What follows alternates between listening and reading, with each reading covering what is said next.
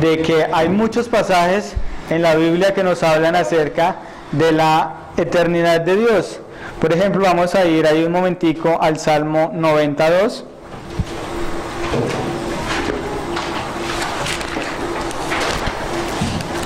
Salmo 92.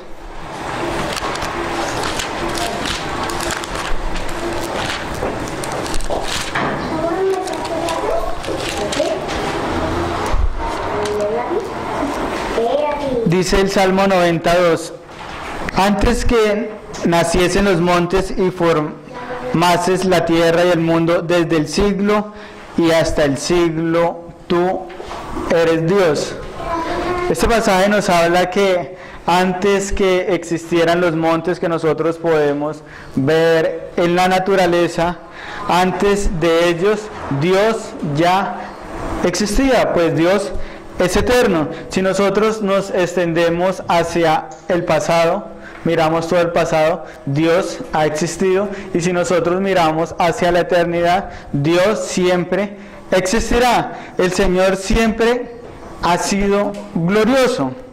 Pues los montes, si nosotros vemos toda la creación, tuvieron un nacimiento, y Dios es anterior a la misma construcción de los montes. Dios es anterior a toda la creación, pues Dios ha vivido siempre eternamente. Por lo tanto, cuando nosotros vamos a hablar acerca de la eternidad de Dios, o Dios es eterno, la eternidad la podemos definir de la siguiente manera. 1.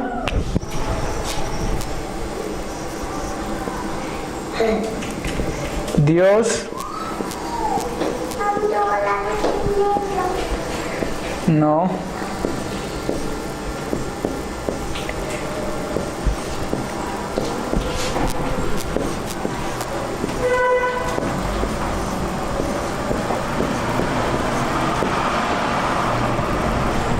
y 2.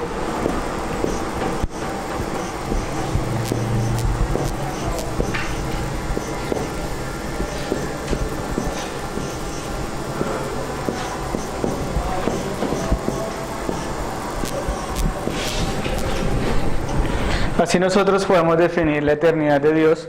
Dios no tiene principio y Dios no tiene fin. Entonces Dios es el mismo eternamente en su ser. Él ve todo en el tiempo, siempre con la misma lucidez, y sin embargo Él ve los hechos en el tiempo y actúa en el tiempo, pero el tiempo no limita a Dios. Porque si decimos que Dios no cambia, o si nosotros consideramos el otro atributo de Dios, que es la inmutabilidad de Dios, el tiempo no puede cambiar a Dios. El tiempo tampoco puede alterar el ser de Dios, ni ninguna el ser de Dios, sus promesas, tampoco puede alterar los propósitos de Dios.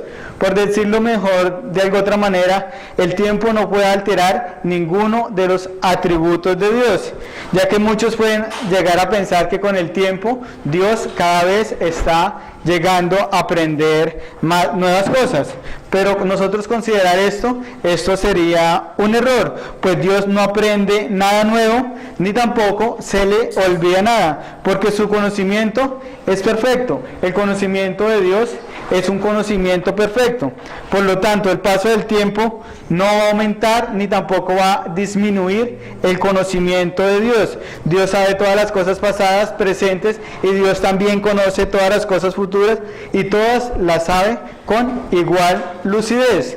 Entonces, Dios es eterno en su ser, porque cuando nosotros decimos Dios es eterno, nosotros estamos hablando acerca del ser de Dios, estamos hablando acerca de la naturaleza de Dios, pues Dios no tiene principio y Dios tampoco tiene fin, como nos dice el Salmo que leímos. Antes de que naciesen los montes y formarse la tierra y el mundo, desde el siglo y hasta el siglo, tú eres Dios. Job 36:26 dice: He aquí, Dios es grande, más de de lo que podemos entender. El número de sus años es inescrutable, el número de sus años es incontable. Estoy citando la Biblia textual. Por lo tanto, nosotros podemos decir que Dios siempre existirá. Incluso el mismo Señor Jesucristo nos dice en Apocalipsis 1:8, yo soy el Alfa y el Omega, el que es, el que era, el que ha de venir, el Todopoderoso. Entonces, el hecho es que Dios nunca empezó a existir. También, si Dios nunca empezó a existir, nosotros también podemos concluir que Dios es el creador de todas las cosas, porque Dios es antes de todas las cosas.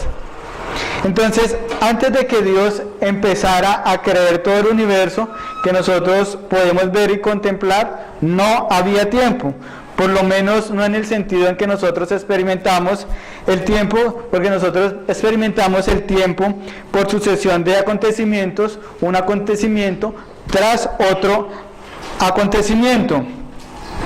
Por consiguiente, cuando Dios creó el universo, Dios también lo que hizo fue que Dios creó el tiempo. Cuando Dios empezó a crear el universo, en ese momento también empezó el tiempo. Allí empezó a ser una sucesión de momentos de un acontecimiento tras otro acontecimiento. Pero antes de que hubiese universo y antes de que hubiera tiempo, Dios ya existía, sin principio y sin fin. Por lo tanto, Dios no puede ser alterado por el tiempo, porque Dios no tiene principio, no tiene fin, y Dios es antes que el tiempo, porque Dios es quien ha creado el tiempo. Ya que para Dios toda la existencia, de alguna manera, la existencia de Dios es presente. Por eso nosotros hablamos de la eternidad de Dios, que es un presente. Aunque hay que reconocer que estas cosas, digamos, son difíciles de entender para nosotros, porque es una clase de existencia diferente a la que nosotros experimentamos, digamos, en esta vida. Pero si nosotros llegáramos a negar que Dios es eterno, si nosotros llegáramos a negar la eternidad de Dios, este precioso atributo, esta preciosa perfección, sería como negar el sueño de todos los profetas, sería negar el sueño de todos los apóstoles, y sería negar el sueño de todos los santos a través de toda la historia, pues todos nosotros esperamos una gloriosa eternidad al lado de nuestro Salvador, ya que como creyentes nosotros esperamos y deseamos ir al cielo para nosotros vivir para siempre con el Señor. ¿Por qué? Simplemente porque Dios es eterno, y porque Dios es eterno, nosotros también podemos llegar a vivir eternamente. Aunque vemos nosotros también que nuestros cuerpos se desgastan y se destruyen, porque nosotros en realidad no tenemos cuerpos eternos, pues la muerte destruye todas las criaturas y regresarlas al polvo, y en ese momento es cuando se acaba la vida. Nuestros cuerpos no son eternos, pues tienen un comienzo y ellos también tienen un final, y es lo que nosotros vemos en la mayoría de las cosas creadas. Todos los animales tienen un comienzo, tienen un fin, los árboles tienen un comienzo y también tienen un fin. Aunque reconocemos que los hombres, en realidad, aunque tengan un comienzo y tienen un fin, los hombres también tienen una eternidad, pues todos nosotros vamos a vivir para siempre, pues poseemos un alma que tiene un comienzo, pero esta alma no tiene fin. Aunque nosotros solamente sabemos que vamos a poder vivir eternamente solamente en alguno de los dos destinos, ya sea el gozo eterno o sea ya el castigo eterno, como nos dice el Señor Jesucristo en Mateo 25:46. E irán estos al castigo eterno, los injustos, y los justos a la vida eterna. Pero aunque nosotros poseamos un alma con un principio, pero que no tiene un fin, de igual manera los ángeles tienen alguna semejanza con nosotros, porque ellos también tienen un principio, pero ellos no tienen un fin. No podemos nosotros por lo tanto, compararnos con Dios, pues Dios no tiene comienzo y Dios tampoco tiene un fin. Como dice el salmista, desde el siglo y hasta el siglo tú eres Dios. Dios es el único ser en su clase, pues la eternidad solamente es algo propio en el ser de Dios. Dios siempre existiendo, Dios no tiene comienzo. Y nosotros nos caracterizamos porque nosotros tenemos un comienzo. En algún punto de la historia nosotros aparecimos, en algún punto de la historia nosotros hemos nacido. Por lo tanto, nosotros podemos llegar a pensar fácilmente en cosas que tienen comienzo y en cosas que tienen un fin, pero también nosotros podemos llegar a pensar en cosas que tienen comienzo y en cosas que no tienen fin, pero no es propio nosotros hablar de esta manera cuando nos vayamos a referir para nosotros hablar de la eternidad de Dios, porque Dios es sin comienzo, sin principio, y Dios también es sin fin. Aunque hay otro atributo de Dios que es la inmortalidad de Dios, pero este atributo no nos dice nada acerca de esto, sino nos habla más es acerca del fin de Dios, que Dios no muere, que no tiene fin. Por lo tanto, cuando pensamos en la eternidad de Dios, debemos pensar que Dios no tuvo comienzo y que Dios tampoco tiene un fin. Este atributo es algo que solamente es propio en Dios, es algo que solamente Dios posee, pues Dios es el único ser que no tiene comienzo. Por lo tanto, la eternidad como la posee Dios, nosotros no la podemos aplicar a ninguna de las criaturas, no la podemos aplicar a nada de la creación. Incluso aún los ángeles y Satanás, Dios los creó en un momento determinado y tuvieron un inicio, así ellos no tengan un fin. Ellos tuvieron un momento en el cual ellos aparecieron y fueron creados, como nos dice Pablo en Colosenses 1:16. Porque en Él, en Cristo, fueron creadas todas las cosas, las que hay en los cielos y las que hay en la tierra, visibles e invisibles, sean tronos, sean dominios, sean principados, sean potestades. Acá nos está hablando de todos los ángeles. Todo fue creado por medio de Él y para Él. Y es por eso que el apóstol Pablo también dice en 1 Timoteo 1:17, por lo tanto, al Rey de los siglos. Otras traducciones traducen a este pasaje, por lo tanto, al Rey eterno, inmortal, invisible, al único y sabio de Dios sea honra y gloria por los siglos de los siglos. Amén. Por lo tanto, podemos ver que las Escrituras nos muestran a Dios como un ser eterno, y así las Escrituras no nos hablaran nada, no nos dijeran que Dios es un ser eterno. Hay muchos pasajes donde nosotros podríamos llegar a concluir que Dios es eterno, simplemente si nosotros consideramos los demás atributos. Explícitamente, los demás atributos nos hablan de que Dios es un ser eterno. Por tanto, cuando nosotros consideramos este precioso atributo de la eternidad de Dios, que nos muestra que Dios no tiene principio y nos muestra que Dios no tiene fin, y que podríamos considerar nosotros, digamos, casi todas las doctrinas como gloriosas, simplemente porque Dios tiene este atributo de la eternidad. Porque si nosotros les trayéramos a todas las doctrinas la idea acerca de la eternidad, muchas de las doctrinas perderían verdaderamente su importancia. Por ejemplo, los testigos de Jehová creen que ellos solamente van a vivir 1000 años con Dios después de que mueran. O sea, ¿qué importancia tiene esta doctrina? No sería una doctrina muy importante, pero esta doctrina es gloriosa porque nosotros vamos a vivir eternamente, simplemente porque Dios es un Dios eterno. Ahí se ve la importancia, digamos, dentro de la salvación. ¿Por qué es importante la salvación? Simplemente porque Dios es eterno.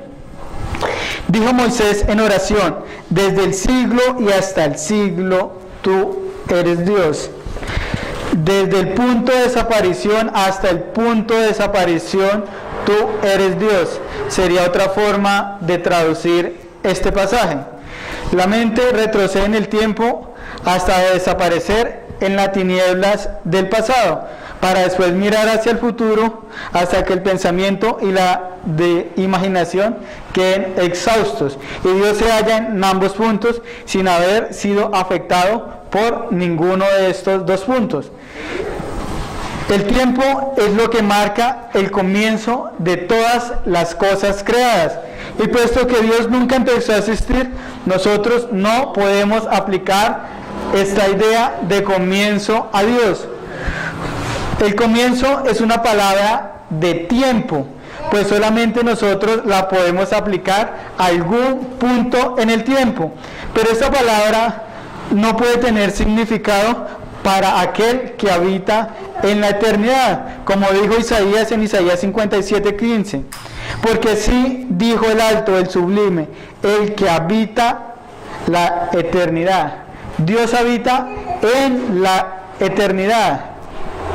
Ninguna edad puede acumularle a Dios años, puesto que Él vive en el presente eterno, pues Dios carece de pasado y de futuro.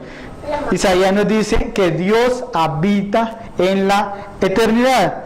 Por tanto, cuando aparecen palabras de tiempo en la Escritura, se refiere a nuestro tiempo, mas no se está refiriendo al tiempo de Dios. Por ejemplo, hay en Apocalipsis cuando los 4 seres vivientes claman ante el trono de día y de noche: Santo, Santo, Santo es el Señor Dios Todopoderoso, el que era, el que es y el que ha de venir. Se está identificando a Dios con el fluir de la vida de sus criaturas, con sus 3 familias de tiempo: pasado, presente y futuro. Y esto es correcto y bueno, puesto que Dios ha decidido en su soberanía identificarse a sí mismo con nosotros de esta forma. Sin embargo, puesto que Dios es increado, Él no es afectado en sí mismo por esta sucesión de cambios consecutivos a los que nosotros llamamos tiempo. Dios ve los acontecimientos en el tiempo, pero Dios también actúa en el tiempo. Pablo escribe, Gálatas 4:4. Pero cuando se cumplió el plazo, Dios envió a su Hijo, nacido de una mujer, nacido bajo la ley, para rescatar a los que estaban bajo la ley. Dios observa claramente y exactamente la consecuencia de lo que estaba sucediendo en la creación conforme iban ocurriendo todos los hechos en el tiempo. Podemos decir que Dios observaba el progreso del tiempo conforme a los acontecimientos que se iban produciendo en toda la creación. Entonces, en el momento preciso, cuando se cumplió el plazo, Dios envió a su Hijo al mundo, nos dice Pablo. Es evidente en toda la Biblia que Dios actúa dentro del tiempo y actúa de diferentes maneras en el tiempo. Por ejemplo, Pablo le dijo a los hombres en Atenas, ahí en Hechos 17:30, pero Dios, habiendo pasado por alto los tiempos de esta ignorancia, ahora manda a todos los hombres en todo lugar a que se arrepientan, por cuanto ha establecido un día en el cual juzgará al mundo con justicia, por aquel varón a quien designó, dando fe a todos con haberle levantado de los muertos. Si nosotros consideramos este pasaje, esta afirmación que Pablo está haciendo acá en Hechos 17:30, es una descripción de la manera previa como Dios actuó, de la manera presente como Dios actúa y de la actividad futura que Dios va a realizar, y todo lo vemos enmarcado dentro del tiempo. Ciertamente el énfasis repetido por los profetas en el Antiguo Testamento es la capacidad para Dios predecir el futuro, para Dios predecir los acontecimientos que van a pasar en el futuro. Predice las acciones en un punto del tiempo y luego realiza las acciones en otro punto del tiempo, en otro punto posterior en el tiempo. Y entonces la Biblia entera, desde el Génesis hasta el Apocalipsis, es el propio historial de Dios, es como Dios está actuando siempre dentro del tiempo. Entonces, por tanto, debemos afirmar que Dios no tiene sucesión de momentos en su propio ser y que ve siempre la historia con la misma lucidez. Dios conoce toda la historia con la misma lucidez y que ve en su creación el desarrollo de los acontecimientos. Siempre Dios los ve a través del tiempo y actúa de forma diferente en diferentes puntos del tiempo. Entonces, el Señor creó el tiempo y Él lo gobierna, y Dios usa el tiempo también para sus propósitos. Dios puede actuar en el tiempo porque Él es el Señor del tiempo, y Dios usa el tiempo para Él poder mostrar su gloria. De hecho, a menudo le place a Dios cumplir sus promesas y realizar su obra de redención en un periodo de tiempo, para que nosotros podamos ver más fácilmente la sabiduría, la paciencia, la fidelidad de Dios, de todo lo que sucede a través del tiempo. Dios habita en la eternidad, pues el tiempo habita a Dios, ya que ha vivido Dios todas nuestras mañanas, como también Dios ha vivido también todos nuestros ayeres. C.S. Lewis dijo: pensemos en una hoja de papel con una extensión infinita, y esto sería la eternidad para nosotros. Entonces, en este papel dibujemos una línea corta, y esta línea representa el tiempo. Así como la línea comienza y termina dentro de la expansión infinita de la hoja, también el tiempo comenzó en Dios y el tiempo también termina en Dios. Que Dios aparezca al principio de los tiempos no es algo demasiado difícil para nosotros poder llegar a comprenderlo. Si decimos que Dios ha existido eternamente desde el pasado hasta hoy, puede ser muy fácil para nosotros entender. Pero que Dios aparezca al principio y al final de los tiempos de manera simultánea, esto no es algo fácil para nosotros llegar a comprender. Pero esto es una verdad en Dios. Nosotros conocemos el tiempo a través de sucesión de acontecimientos que van ocurriendo uno detrás de otro.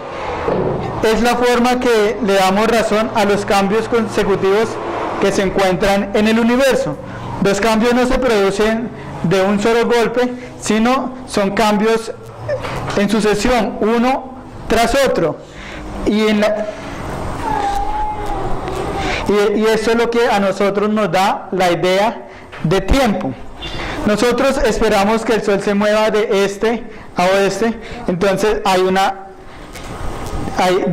un periodo de tiempo, pero Dios no está obligado a esperar nada de esto. Para Él, todo lo que va a suceder ya ha sucedido. Por eso Dios puede decir en Isaías 46:9: acordaos de las cosas pasadas, desde los tiempos antiguos, porque yo soy Dios y no hay otro Dios, y no hay semejante a mí. Dios sabe que nunca va a haber un Dios semejante ni parecido a Él. ¿Por qué? Porque Dios es eterno.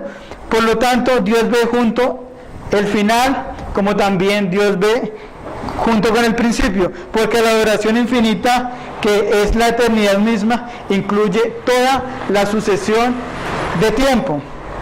Nicolás de Cusa dice: y todo lo que nos parece a nosotros hallarse en sucesión no existe posteriormente a tu consejo, que es la eternidad. Así, porque tú eres el Dios Todopoderoso, habitas dentro de los muros del paraíso, y estos muros son la coincidencia donde lo posterior es uno con lo anterior, donde el fin es uno con el principio, donde el alfa y el omega son la misma cosa.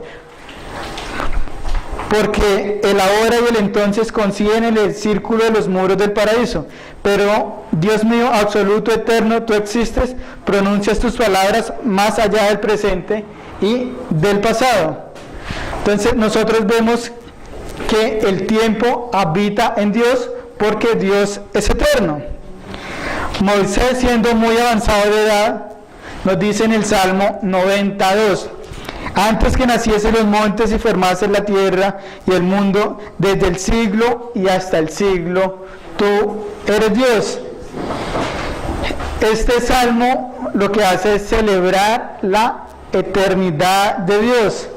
Para Moisés, la eternidad de Dios es una verdad muy sólida, es una realidad teológica muy firme, y para él tenía dos significados prácticos. Puesto que Dios es eterno, puede ser y continuará siendo para siempre el mismo, y nosotros nos podemos refugiar en Dios porque Dios es eterno. Por eso vemos que en el verso 1 nos dice: tú nos has sido refugio de generación en generación. Y el segundo significado de este salmo es menos consolador para nosotros, puesto que la eternidad de Dios es larga y nuestros años en esta tierra son cortos. ¿Cómo vamos a establecer las obras de nuestras manos? ¿Cómo vamos nosotros a escapar de los acontecimientos que nos tratan de agotar a nosotros y destruirnos? Dios llena y domina, de manera que Él es a quien Moisés dirige su petición. Nos dice: enséñanos de tal modo a contar nuestros días, que traigamos al corazón sabiduría, que el conocimiento de tu eternidad no sea desperdiciado en mí. Entonces sería bueno para nosotros que vivimos en esta época meditar sobre nuestra vida, pero a la vez también meditarla al compararla con la eternidad de Dios, porque estamos hechos nosotros para la eternidad. Tan cierto es como estamos hechos también nosotros para el tiempo, y como seres morales responsables debemos enfrentar ambas cosas. Estamos hechos para la eternidad porque nuestra alma es una alma eterna. Eclesiastés 3:11 nos dice: todo lo hizo hermoso a su tiempo, y ha puesto eternidad en el corazón de ellos, sin que alcance el hombre a entender la obra que ha hecho Dios desde el principio hasta el fin. Salomón en este pasaje nos muestra la gloria del hombre, pero también nos muestra la miseria del hombre, porque fuimos creados para la eternidad y nos vemos obligados también a habitar en el tiempo. Dentro de nosotros hay eternidad, pues tenemos un alma que vivirá para siempre. Pero todo lo que nos rodea nos recuerda que también hay mortalidad y nos recuerda que también hay cambios. Y aunque Dios nos haya hecho del material de la eternidad, es tanto una gloria que aún verdaderamente no se ha convertido en una realidad para nosotros. Es como una profecía que no se ha cumplido y que nosotros esperamos ansiosamente, ya que las marcas de la imagen divina han quedado oscurecidas por el pecado y no son fáciles de nosotros identificarlas, pero no es razonable creer que una de estas marcas pueda ser esa insaciable ansia de la inmortalidad que tiene el hombre. El hombre siempre está pensando en vivir eternamente. Tennyson dice: Tú no nos vas a dejar en el polvo. Tú hiciste al hombre, pero él no sabe por qué. Piensa que no fue hecho para morir y tú lo has hecho. Tú eres justo. Y podemos decir que los instintos más profundos dentro del corazón humano normalmente están de acuerdo con este pensamiento de Tennyson. La antigua imagen de Dios susurra dentro de cada hombre sobre la esperanza de la eternidad. Por lo tanto, el hombre seguirá existiendo en algún lugar, pero con todo esto, el hombre no se puede regocijar, porque la luz que ilumina a todo hombre viene a este mundo y le perturba la conciencia, atemorizándola con pruebas de culpabilidad y evidencia de que la muerte se aproxima, y los hombres están atrapados en la mitad de dos piñones. El piñón de arriba representa la esperanza, mientras que el piñón de abajo representa el temor. Y es precisamente aquí donde se halla evidentemente el dulce mensaje cristiano del Evangelio de Cristo. Pues Cristo quitó la muerte y sacó a la luz la vida y la inmortalidad por medio del Evangelio.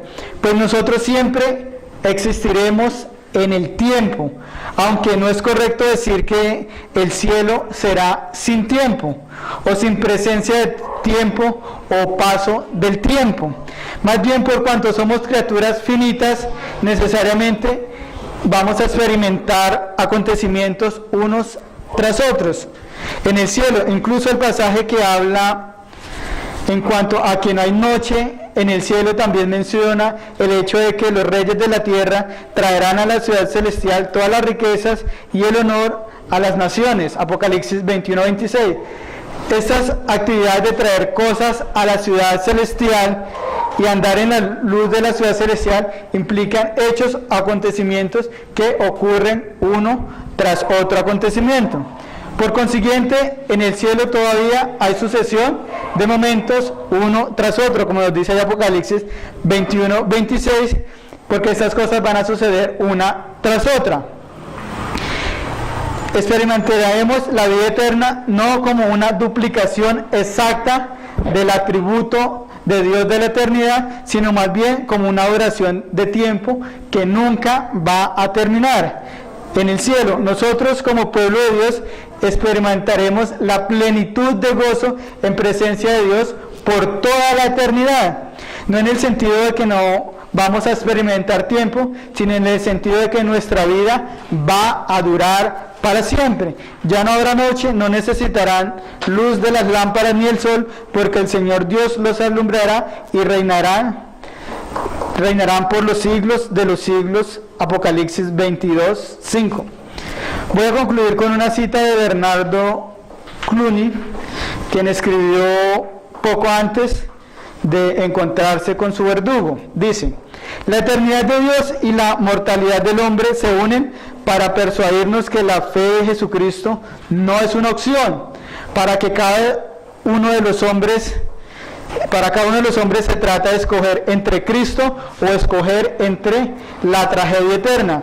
Nuestro Señor salió de la eternidad y entró en el tiempo para rescatar a sus hermanos humanos, cuya locura moral los había convertido no solo en necios del mundo pasajeros, sino también en esclavos del pecado y la muerte.